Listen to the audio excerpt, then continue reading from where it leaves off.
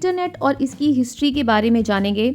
हम देखेंगे कि इंटरनेट के क्या एडवांटेजेस हैं एंड क्या डिसएडवांटेजेस हैं, और इंटरनेट से कनेक्ट होने के लिए किन किन इक्विपमेंट्स की रिक्वायरमेंट होती है, और हम सर्च इंजन और वेब ब्राउज़र को यूज़ करना सीखेंगे। हम कुछ गाइडलाइंस को फॉलो करना सीखेंगे ताकि ऑनलाइन सेफ्टी को इंश्योर कर सकें। तो ये सारी चीज़ें आज हम कवर करने वाले हैं अपने क्लास 4 कंप्यूटर यानी कि कोड बोर्ड बुक का चैप्टर नंबर कौन सा है? चैप्टर नंबर है 5, internet surfing and security. Hey friends, internet provides access to a number of goods, services and information to the people in every nook and corner of the world. Let us know more about it. तो इस chapter के बारे में क्या introduce किया जा रहा है कि इंटरनेट हमें एक्सेस देता है कि हम इस वर्ल्ड के बहुत सारे गुड्स, सर्विसेज, इंफॉर्मेशन को एक्सेस कर सकते हैं इसके थ्रू, है ना। तो इसके बारे में हमें और भी चीज़ें जानने की ज़रूरत है। So what is internet? Internet क्या होता है? ये एक नेटवर्क होता है जिसमें ग्रुप ऑफ 2 और more computer systems are linked together. ठीक है, यानी कि इसमें 2 या 2 से ज़्यादा कंप्यूटर लिंक होते हैं, और ये एक लार्जेस्ट नेटवर्क है जिसमें मिलियंस ऑफ कंप्यूटर इंफॉर्मेशन को शेयर करते हैं अक्रॉस द वर्ल्ड, पूरे वर्ल्ड में। ठीक है, ये सिर्फ किसी कंट्री या किसी एक स्पेसिफिक स्टेट या सिटी का नहीं है, बल्कि ये पूरे वर्ल्ड में है। और इसका जो बिगेस्ट एडवांटेज है वो ये है कि इसके थ्रू हम कंप्यूटर या मोबाइल पर कहीं पे भी इंफॉर्मेशन को एक्सेस कर सकते हैं। बस हमारे पास क्या होना चाहिए? फ़ोन और या फिर कंप्यूटर होना चाहिए और इंटरनेट कनेक्शन होना चाहिए। तो now we are going to cover about the history of internet, कि इंटरनेट कहाँ से स्टार्ट हुआ है। तो जो इंटरनेट है वो स्टार्ट होता है with the birth of ARPANET. ठीक है, अर्पानेट के बर्थ के साथ ये स्टार्ट हुआ था, जो कि फर्स्ट नेटवर्क था कंप्यूटर का इन द वर्ल्ड में सबसे पहला नेटवर्क यही था। और ये किसने सेटअप किया था? ये department of defence of USA ने सेटअप किया था, यानी कि वहाँ की डिफेंस जो है यूएसए की, उन्होंने इसको सेटअप किया था 1969 में। अर्पानेट स्टैंड करता है advanced research project agency network के लिए। ठीक है, और ये क्यों डेवलप किया गया था? इसका जो एम था वो था इंफॉर्मेशन को शेयर करना रिसर्च एंड डेवलपमेंट की फील्ड में, किसमें? साइंस एंड टेक्नोलॉजी में जो रिसर्च एंड डेवलपमेंट्स होते थे उसकी इंफॉर्मेशन को शेयर करने के लिए अर्पानेट को स्टार्ट किया गया था। और इनिशियली क्या होता था, ये सिर्फ गवर्नमेंट ऑफिशियल्स एंड साइंटिस्ट इसका यूज़ करते थे, लेकिन लेटर ऑन जैसे जैसे रिक्वायरमेंट फील हुई, इसको यूनिवर्सिटीज़ को स्प्रेड कर दिया गया टू स्प्रेड द एजुकेशन, पढ़ाने के लिए एंड रिसोर्सेज को शेयर करने के लिए, है ना। क्योंकि अगर कोई रिसर्च एंड डेवलपमेंट हुआ है तो उसको एजुकेशन की फील्ड में शेयर करना होता था। The network grew bigger and bigger, धीरे धीरे क्या हुआ, जो ये नेटवर्क था धीरे धीरे बिग होता गया और ये प्रेजेंट डे इंटरनेट में कन्वर्ट हो गया, जिसमें अब मिलियंस ऑफ पीपल इंटरनेट को एक्सेस कर सकते हैं। 1990 तक मिलियन ऑफ पीपल्स ने स्टार्ट कर दिया था एक्सेस करना। अब इस टाइम पे क्या है, almost all the individual and companies, organization, सबके पास इंटरनेट होता है। नेक्स्ट है एडवांटेजेस एंड डिसएडवांटेजेस। तो इंटरनेट के बहुत सारे एडवांटेजेस भी हैं, डिसएडवांटेजेस भी हैं, तो हम इसके थ्रू देखेंगे कि इसके क्या क्या एडवांटेजेस एंड डिसएडवांटेजेस होते हैं। तो एडवांटेजेस में इंटरनेट से क्या होता है? सबसे पहली चीज़, सबसे मोस्ट इंपॉर्टेंट जो बेनिफिट है वो ये है कि हम इंफॉर्मेशन ईजिली एक दूसरे से एक्सचेंज कर सकते हैं। इवन एक्सचेंज क्या, हम एक्सेस कर सकते हैं। इंटरनेट पे इतनी सारी इन्फॉर्मेशन हैं जो हमें ऑल द टाइम अवेलेबल रहती है। कोई भी चीज़ की अगर हमें इन्फॉर्मेशन चाहिए तो हम उस पर सर्च कर सकते हैं और हमें वो इन्फॉर्मेशन तुरंत मिल जाती है।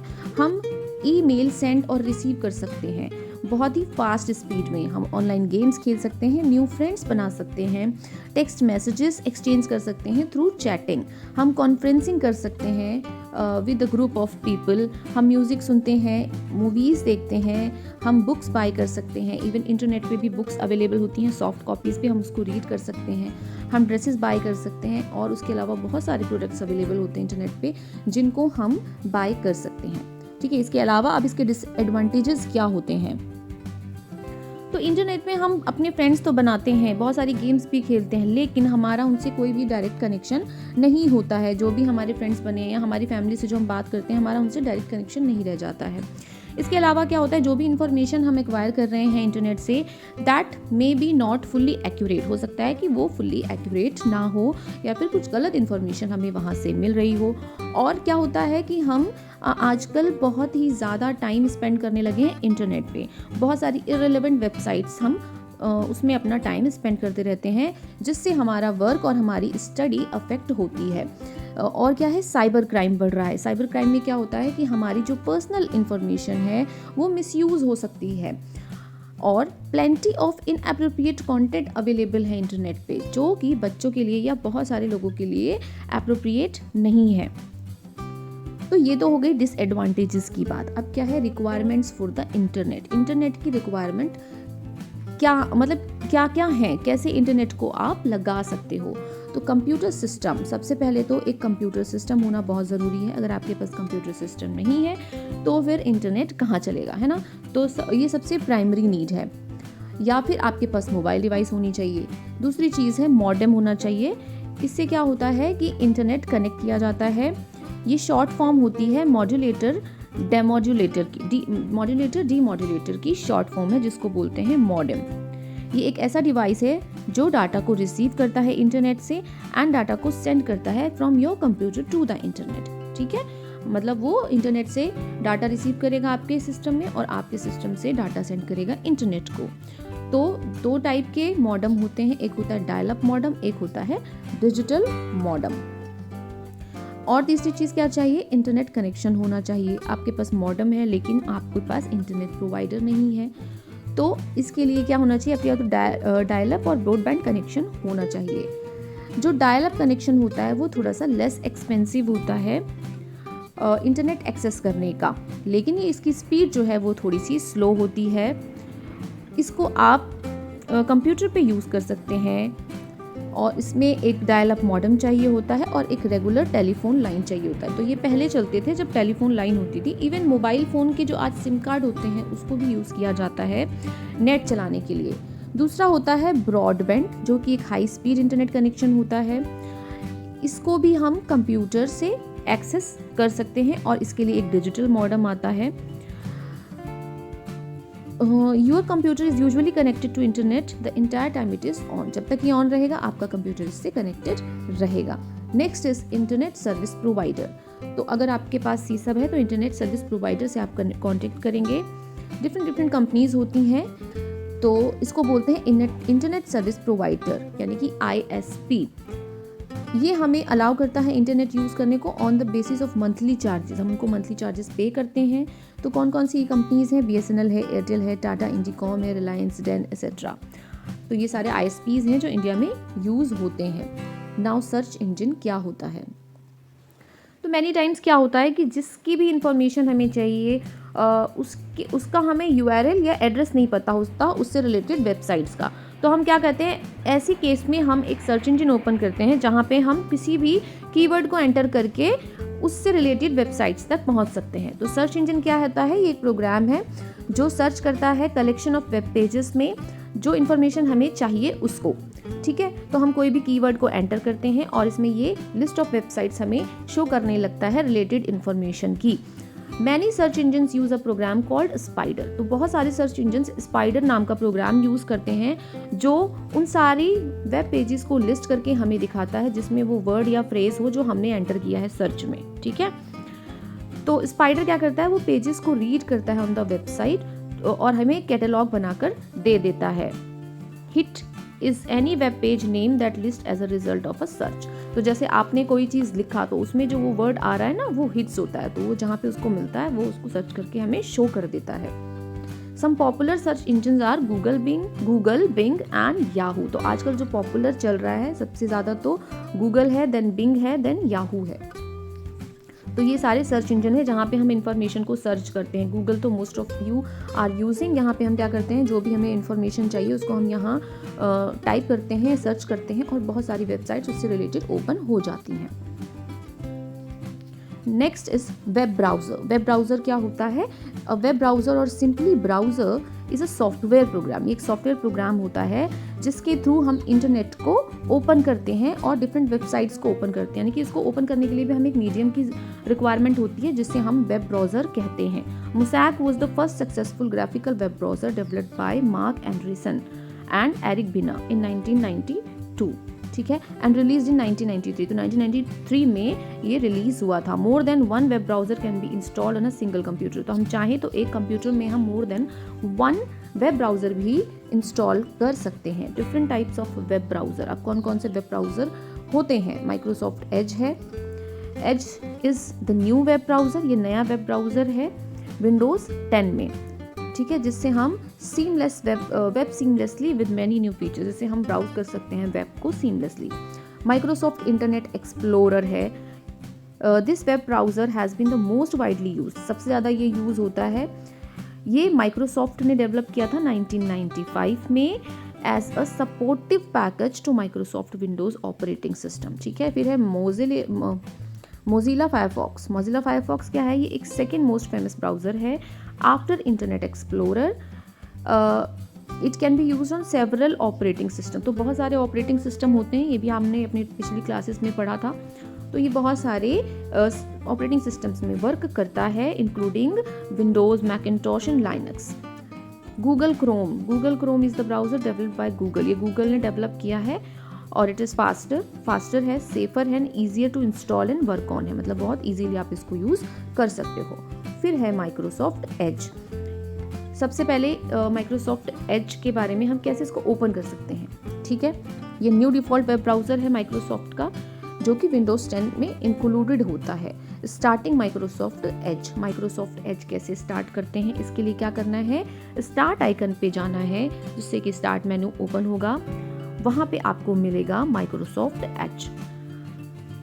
और दूसरा तरीका है कि इसको आप आइकन पे भी क्लिक करके ओपन कर सकते हो, फिर माइक्रोसॉफ्ट एज ओपन हो जाएगा।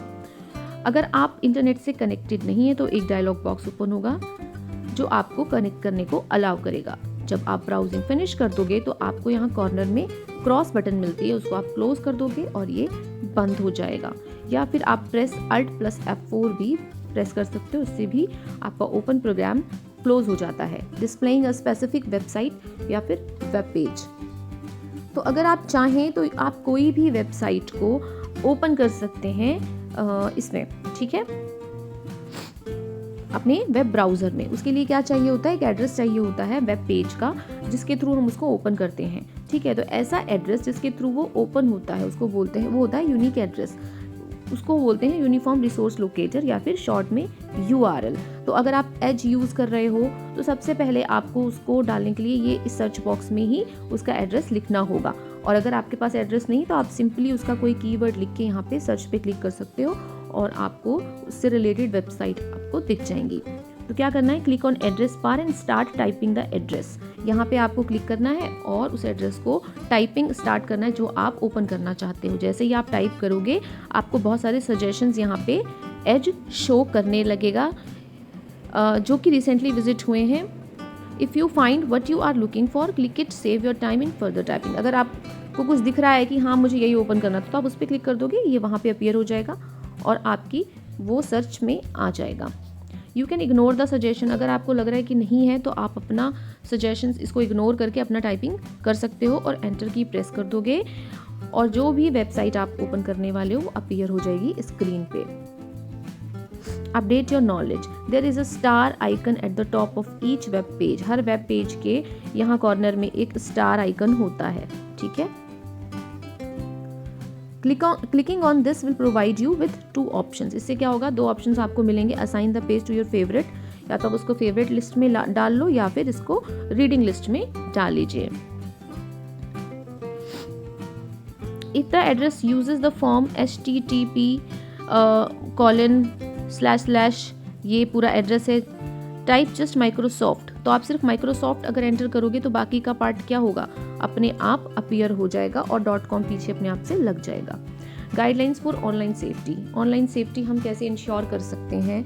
जब हम इंटरनेट यूज़ कर रहे होते हैं, कि कोई पर्सनल अकाउंट यूज़ कर रहे होते हैं अपना, जैसे कि email account, social networking, banking, ecommerce, तो हमें बहुत ही केयरफुल होना चाहिए उस टाइम पे और इन गाइडलाइंस को फॉलो करना चाहिए। Choose strong password. Just as you buy good quality locks, जैसे कि अपने घर के लिए हम अच्छे क्वालिटी के लॉक्स लेते हैं ताकि कोई भी हमारे घर में हमारी एब्सेंस में एंटर ना कर सके, वैसे ही हमें किसी भी अपनी अकाउंट पे एक ऐसा स्ट्रॉन्ग पासवर्ड रखना चाहिए जो कि एक कोई भी उसको ओपन ना कर सके, ठीक है। तो एक तरह का लॉक है हमारे लिए।